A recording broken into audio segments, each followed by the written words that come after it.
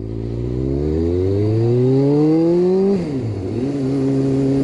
so bringing back my radio show on Blog Talk. Get the website back up in its crude form right now, but I'm going to change the format. I've got my book up on HatrickPenryUnbound.com. You can check that out about this massive cover-up with all these agencies.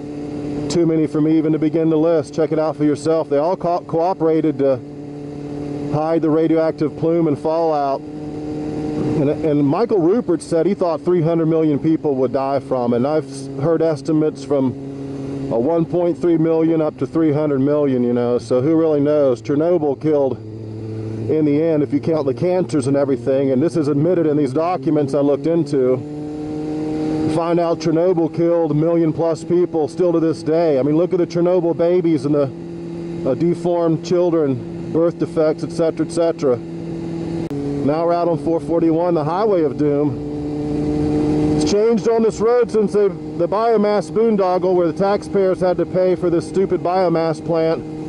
Well, we find out in the end all of these local tree companies are taking their tree leftovers from their tree surgery jobs and taking it there and getting money for it while they burn it. These roads are heavily populated with these trucks. Maybe we'll see some this morning carrying the wood chips and the tree debris to the biomass plant. So they just repaved 441, taxpayers' expense, so these companies could take their refuse up, their tree debris, and profit from it. But you know, maybe it's better to turn it into energy than to just let it rot somewhere. I don't know about that, but it seems like the taxpayers always footing the bill on everything, and corporations make the money, we foot the bill. Check out my book on this massive cover-up and all these agencies, and they knew how dangerous the plume was. I mean, Obama and his family and Steve Chu, I think then Department of Energy head, they all went down to South America just as before the plume hit, and they stayed down there about a week, and they missed maybe longer than a week, a couple weeks, they missed the worst of the plume. I mean, it's so obvious. And they have Gina McCarthy was running the RadNet monitors at the time. Of course they all went down. Of course they couldn't detect certain things, but in the documents you find out that the nuclear plants detected all this radiation anyway. Okay, I'm going to have to get up here and get in to get gas if I can possibly. So yeah, then Gina McCarthy gets a promotion to head of EPA for doing her dirty work she was commanded to do. It's to hide from the American public the severity of that plume and cloud, and the radiation's ongoing, you know. It doesn't just disappear, like, it doesn't just melt away. It's long lasting. Radioactive isotopes, half-lives are in some cases many, many years. Something to look into, because we're all ignorant about nuclear power. They've purposefully kept us that way. They don't teach about this in school. If they do, they just say it's a peaceful, emission-free way of producing energy, and it's not. There's plenty of waste backed up everywhere. And spent fuel pool number 4 definitely burned up. It's in these documents. They don't want you to know that. They've hidden that very well from the public. All right, friends, let's get some go-go juice. All right.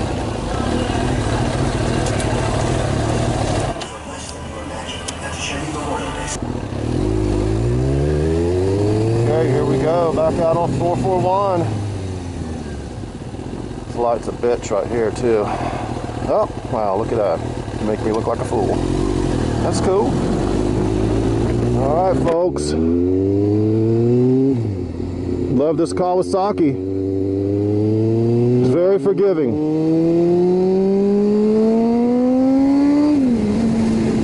Plus, it's very fast. Which I did all the work on this sucker. It wasn't running when I bought it. I got it out of Jacksonville from a guy in the Navy. I think he was Naval Intelligence too, but he didn't really talk too much about what he did. It's got the Department of Defense stickers on here still from where the guy I bought it from. It was a beach bike, it wasn't running. I had to go through the carburetors. I had to do the jet kit twice to get it right. Instructions were kind of confusing for me, but kind of dyslexic too, so sometimes I have to do things several times to get it right. It's hard. Writing for me is really difficult as a journalist because I really am dyslexic. I switch words around in letters and it's a pain in the butt sometimes. You got to edit many, many times to make sure it looks right and you don't look like a fool. Slow it down a little bit here. I mean, it's a 60 up in here and you can see nobody. If I'm 5 miles over, people are flying past me. I mean, look at that car right there. They don't care. I guess they've been watching a lot of NASCAR or something. Try to respect the law and keep it around the speed limit.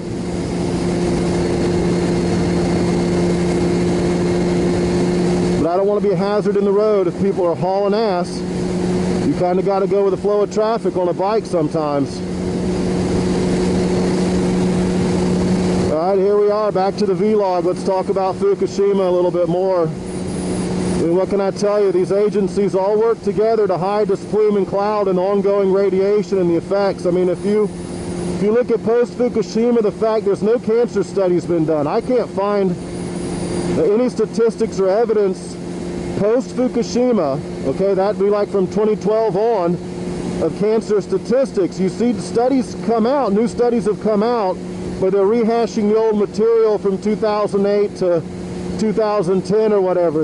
If they have collected information, this is being secreted away, and we're not being allowed to know what's going on. And we're right now about nearing the 5-year mark post-Fukushima, right? 2011, 5 years, 2016, March of 2016. So we're coming up on 5 years. That's why I want to get back into talking about Fukushima and doing a radio show. I mean, plus you look at some of what's going on in this country with this intense weather systems that are springing up, and many people are crying out that there's weaponized weather modifications being used on the American public. Like, for instance, recently in Texas with the Jade Helm, Texas, many people are saying they were punished for not cooperating with this exercise. And if you look financially, if nothing else, what I'm continually being told is we're going to have a meltdown one way or another, no pun intended, financially, if nothing else. There's a Ponzi scheme of a government with the central banks and the Federal Reserve and et cetera, et cetera. And it's a game of Monopoly, and there's no way you can win. You or I will never win. We just try to survive is what we do. So yeah, I'm going off the grid. That's why I'm doing this restoration project on this home. It's a 1989 modular home. It's got wooden floors, wooden floor joists, a couple I-beams run the length of it too for support. So it's pretty solid. And it's needed pretty much a complete restoration. I tore the roof off, redecked the roof, put a sheet metal roof on, and now I'm down inside the home redecking the floor and removing the old insulation underneath, which is pretty nasty, where animals and squirrels and whatever have been living up in there. But it's going to be nice when I'm done with it, and we're reusing old material as much as we can. So we're trying to be conservative, is all part of going off the grid. Hell, if I bought a farm and I put a new home on it, well, that's using new material. That's going against the grain. That doesn't make sense. So I want to recycle, I want to reuse, and that's what I'm doing on this project as much as I can. Although a lot of the stuff was damaged from water damage, if skylights leaked, so on and so forth. I took those out, and hopefully it'll be a more solid structure when I'm done with it too. So back to Fukushima, all these agencies conspired together, and they even go so much as to say it's really fascist in nature, corporatism, whatever you want to call it. Because in the documents, the corporations, GE, and as these energy companies, TEPCO, these guys are the ones that call the shots when these events go down. They tell the media what to do. They tell the government what to do and what to say. So that's why this information's been hidden from people for so long.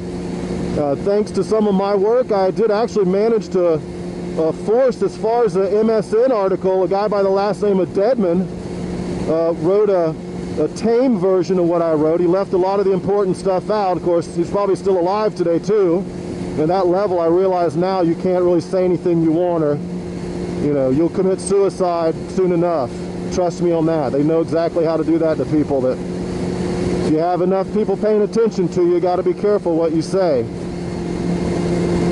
So they conspired and covered up this plume. It's all in these documents. You can see where they they knew they should have moved the sailors, and these guys from the NRC are saying, well, you keep running a worst case scenario until you get one where you don't have to worry about moving the Navy ships, because there was a lot of quote-unquote angst, a lot of angst over moving Navy ships. So the guy says, keep running the worst case scenarios until you run one where you don't have to worry about moving the Navy ships. So that's the callous disregard for their own sailors, much less the lives of Americans, where, I mean, there's warnings in other countries. France had rainwater warnings. Hell, in Lithuania, I think they detected plutonium, nanoplutonium from Fukushima. They said it wasn't the plutonium they detected from Chernobyl. This was a new plutonium they detected from Fukushima. So it's very deadly. You can breathe this stuff in, and there's no cure once you get a hot particle in your lung, you know.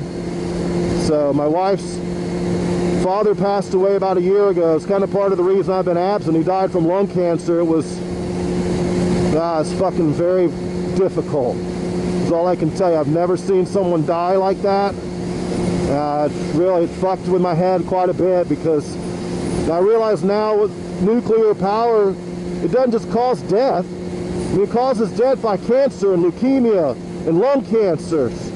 I mean, it's the most horrible form of death. I'd rather be shot, you know, or stab me to death, you know. I don't want to die from that. I really don't. So, you know, I thought these documents, if the word could get out and enough people could see in their own words what the NRC was saying about Fukushima, we could all unify. I mean, black and white, and the police and the civilians and the soldiers and everybody against the common enemy, the one true enemy, which is a nuclear power and the Fukushima radiation. These nuclear plants they're ticking time bombs. All of them are. These documents prove that we got hammered from Fukushima. We all should have united over this. It hasn't happened yet. I'm very disappointed, because all the information, like Michael Rupert said, is in these documents. It's highly probative value. These can be used in a court case. People should have already been a subpoena to give testimony, and people should already been thrown into jail pending trials. Thousands were involved. I mean, if you look at the scope of hiding something that big from the American people, how many do you think are involved in it? How many do you think are involved in it? Media, government, military, corporations, you know, all these, American Nuclear Society, all of these people are functioning together, all these agencies together to basically perpetuate an information monopoly. They control the information. The information you will be given will be falsified. Not all of it will be true. You will have a false perspective of what nuclear power is all about. It's 55 up in here. We're coming into Alachua. Now, if you make this right turn here, there's a little couple twisties. Yeah, you can see right there, but you got to be careful, just like that truck on the side of the road. There's a couple dirt roads where people pull out on that particular cutoff there, but there's some really nice curves on that road. I'm going to stay on 441 for now. So yeah, I'm bringing back my radio show, and I've got the website back up thanks to my friend Leon at mixgraphics.com. I'll post that up for you guys, because that's what he does, is websites and posting and all that kind of business, which I know very little about.